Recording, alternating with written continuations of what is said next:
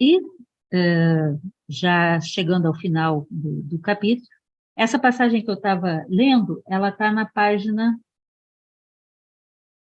23, isso, no final da página 23, tá?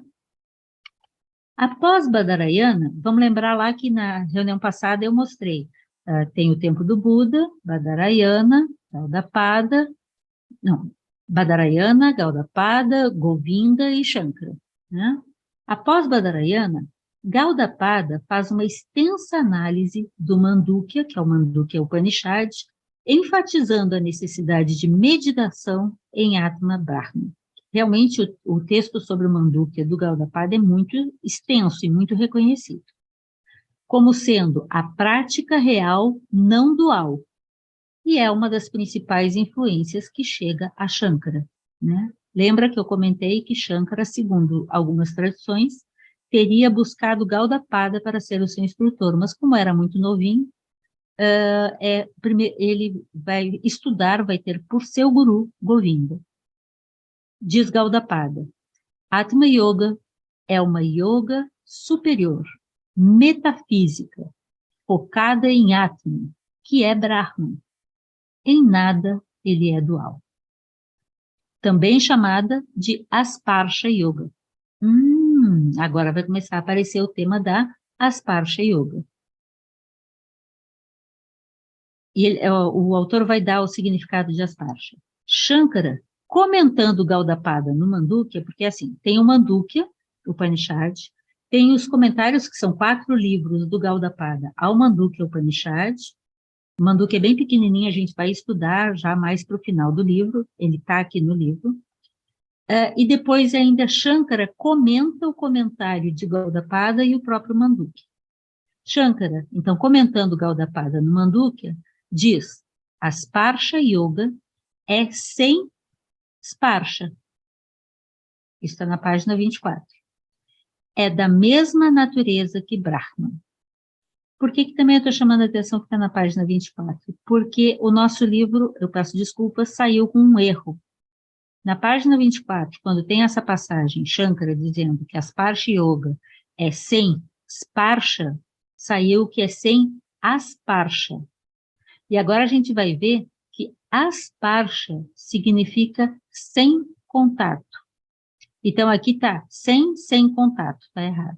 Então, é sem contato, sem Sparsha, sem relacionamento.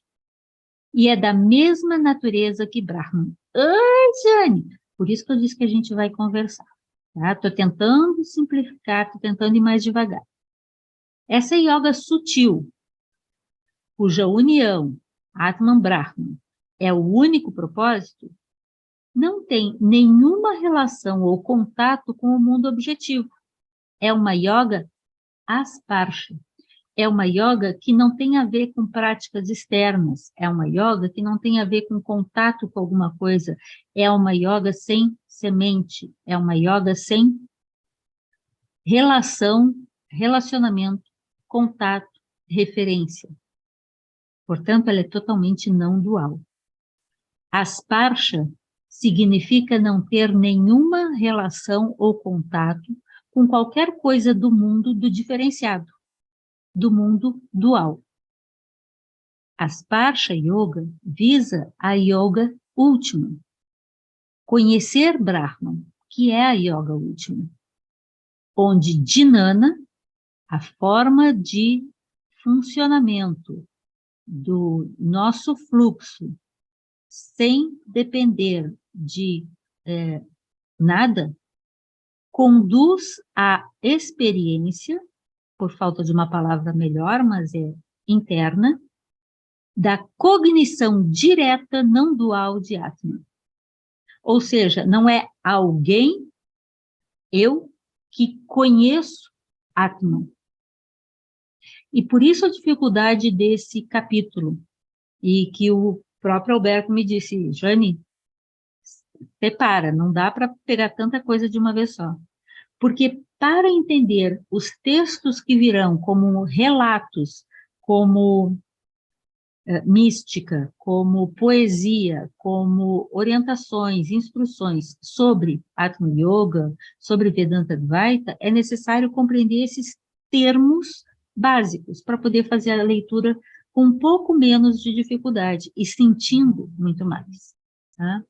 Então,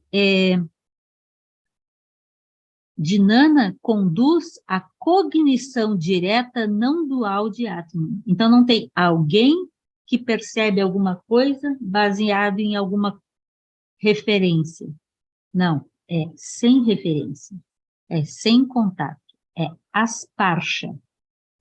Não é sparsha, é asparsha. Esta Atma Yoga é um samadhi profundo. Samadhi é a última etapa na prática da yoga, como da Raja Yoga, como Patanjali a apresenta. E essa última prática é quando se alcança o objetivo da Raja Yoga. Lembra? Yoga, Chitta, Vritti, Nirodha. Yoga é a cessação dos movimentos mentais. As perturbações da mente são os kleshas. Então, em Samadhi, não existem perturbações na mente, não existem emoções, não existem percepções, não existem perturbações, movimentos. Vrittis são movimentos da mente. Vrittis são isso. Vrittis são as dinâmicas, são a vibração da mente. São as diferenciações que o fluxo mental pode fazer. Gente, estou falando do ponto de vista de quem lê, estuda, reflete e tenta entender. Eu não tenho essa experiência direta para dizer para vocês. Se alguém tiver, aí vai me ajudar. Né? Oi, fala, Tiago. Não, só um detalhe. Essa sua explicação final me lembrou daquilo que uma vez a gente viu com a Laia sobre imortalidade. Não é algo no campo psíquico mesmo. Ser imortal. Sim. Me lembrou isso, do ser imortal. Esse campo, né? É interessante você dizer isso, Tiago, porque me dá mais um elemento para pensar aqui, a dificuldade no uso das palavras. Me desculpem, eu estou me esforçando, né? Mas, lembram que na reunião passada nós comentamos sobre a necessidade de usarmos, e as tradições falam sobre isso, usarmos palavras, conceitos, imagens, até o Evangelho de Filipe fala sobre a verdade se apresenta em imagens, né? Aspectos do diferenciado, aspectos do manifesto, para nos aproximarmos disso. Mas a coisa em si, Atman, Brahman, não é isso. Não são as palavras. Isso é do indizível. Então, nós usamos, como os místicos fazem, palavras para tentarmos nos aproximar daquilo como é. Então, nesse sentido, o que o Tiago estava chamando a atenção é que a gente, na tradição gnóstica, fala sobre estar vivo, independente de estar em corpo vivo ou não. Então, é um estado de vida eterna. E aqui, sem dúvida nenhuma, a gente está trazendo algo semelhante a isso, sim. Né? É o estar sempre presente. Como há pouco a gente viu, Atman, no coração, é o aqui e o agora, é o eterno. Ele nunca deixa de ser. E nem pode se dizer que ele é isso ou ele é aquilo. Aliás, nos Upanishads fala exatamente isso. Atman não é isso ou aquilo, porque ele é indizível. Ele simplesmente é. E, obviamente, Brahman é mais ainda. Mas é o nosso esforço de melhorar, e isso é necessário, o nosso aparato mental, não para nos apegarmos aos conceitos como a gente os constrói. E por isso eu estou tentando ter muito cuidado com a forma como eu digo. Mas sem apego aos conceitos, usá-los para nos dirigir a isso. Agora me veio à mente a imagem do tricô ou do crochê, em que a gente usa agulhas para ir tricotando aquela linha. Mas é só para chegar até lá, porque quando aquele tapete, aquele casaco, aquele chale está pronto, larga, deixa o barco do outro lado da margem, porque você já atravessou. Mas vamos lá. Já estou chegando no final desse primeiro capítulo. Espera aí que... Aqui, andei duas. Bhattacharya, que é um outro autor indiano que escreve sobre Vedanta, né, sugere que Gaudapada esteja se referindo, quando Gaudapada fala sobre Atma Yoga e sobre a meditação da Atma Yoga, Bhattacharya se refere, diz que Gaudapada esteja talvez se referindo à versão budista, é uma versão budista, sobre os 9 estágios da meditação. Essa versão chama Anupurva Vihara. Quando Gaudapada comenta isso no capítulo 4 do Mandukya Karika. Karika significa comentário, Mandukya é o texto Mandukya Upanishad. Então, o texto do Gaudapada é chamado Mandukya Karika. Tá? Então, no Mandukya Karika, no capítulo 4, ele comenta que existem 4 rupa dhyana, ou seja, práticas de meditação que têm um objeto de meditação, uma semente, também assim dito, tem um foco de meditação. Rupa significa forma, forma é melhor, porque alguns traduzem por matéria, mas não é matéria no sentido denso, né? É matéria no sentido diferenciado. Então, existem 4 rupa dhyana. Dhyana é meditação, é plena atenção, é capacidade de direção e manutenção do fluxo mental naquele foco, né? 4 rupa dhyana. Existem 4 arupa dhyana, ou seja, meditações sem foco, sem semente, sem objeto de meditação. Não me perguntem como isso funciona, mas isso está em vários textos, nos textos budistas e também nos comentários do Gaudapada ao Mandukya Upanishad.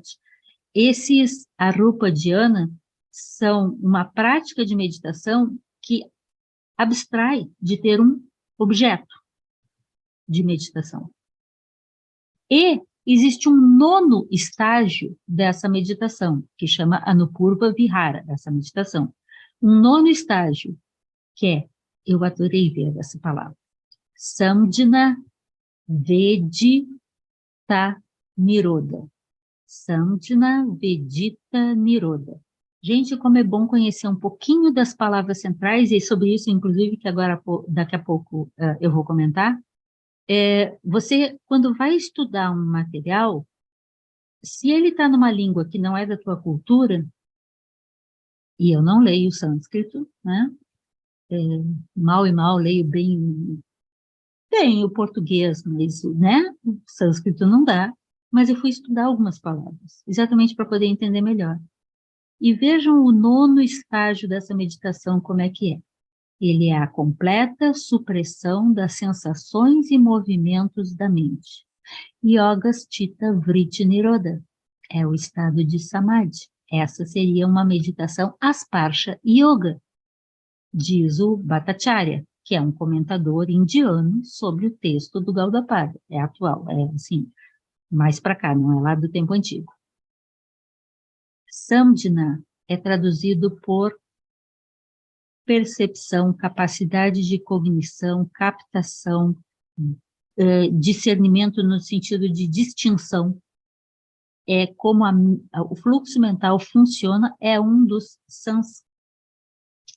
skandhas, para quem conhece essa linguagem, é um dos elementos que constituem o nosso fluxo mental, o nosso estado de ser manifesto, a nossa individualidade, Samdhina.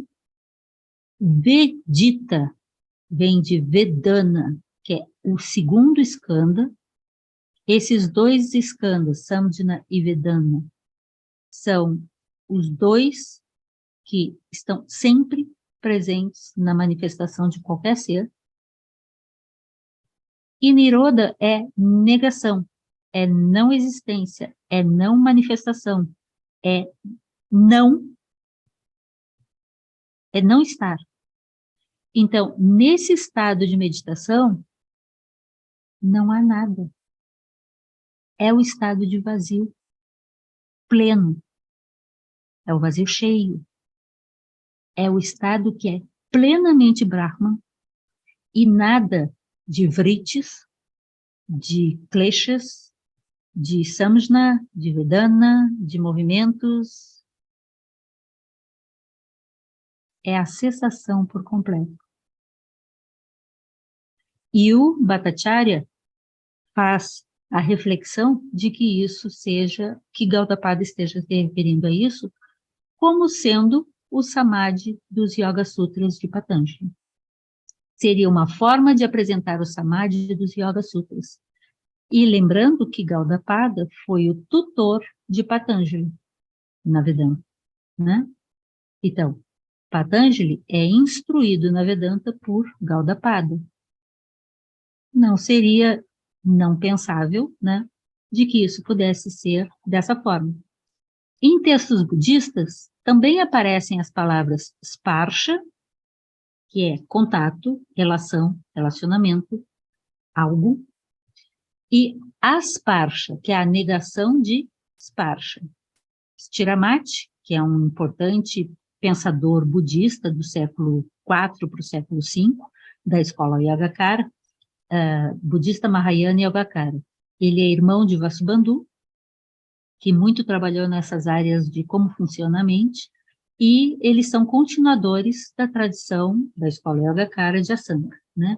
Então, Stiramati refere que a primeira, que sparsha significa sukha. Sukha em sânscrito significa alegria, né? E sparsha vihara é o estado de. Sparsha vihara significaria o estado de alegria ou o estado de bem-aventurança. Então, sparsha tem uma sensação, tem um contato, tem uma relação de referência. Enquanto que Stiramati diz que asparsha vihara indica que cessou qualquer experiência de prazer ou alegria pessoal. Interessante, né? Para a gente ir entendendo um pouco melhor os termos. E aí o autor, o Alberto, pergunta, teria o texto de Gaudapada, que é do século V AC, influenciado no século V DC o Stiramati? Algo a pensar. E, chegando ao fim do primeiro capítulo, eu colei da página 26 mais essa passagem, porque eu achei ela muito boa para a gente discutir. Na abordagem de Gaudapada, Asparsha Yoga acontece quando cessa qualquer experiência de sensação, prazer, e há Nirodha, cessação. A total cessação no campo da mente de tudo que faz parte do mundo do samsara. O termo Nirodha foi usado por Patanjali na definição de yoga. Yoga é a cessação, Nirodha, dos movimentos da mente, vritti, chitta vritti, né? E por Siddhartha, como a sua terceira nobre verdade, as 4 nobres verdades de Siddhartha. Avidya, sofrimento existe, ele tem uma causa, e o terceiro é Nirodha, né? Há a possibilidade de cessação da causa do sofrimento, que é a Avidya, né? E a quarta nobre verdade que explica o caminho, o caminho para a cessação de Avidya. Então, Bhattacharya, novamente, em seu estudo, conclui que a ênfase em Asparsha Yoga, ou seja, yoga sem contato, não era originalmente ensinada na yoga dos Upanishads antes de Gaudapada, e que foi assimilada na tradição Vedanta Advaita do Mandukya Karika a partir de fontes budistas. Gaudapada tem muita, quando a gente estudar o Mandukya, vocês vão ver como aquele texto tem muitas relações com o budismo, muitas, com a tradição budista Mahayana original,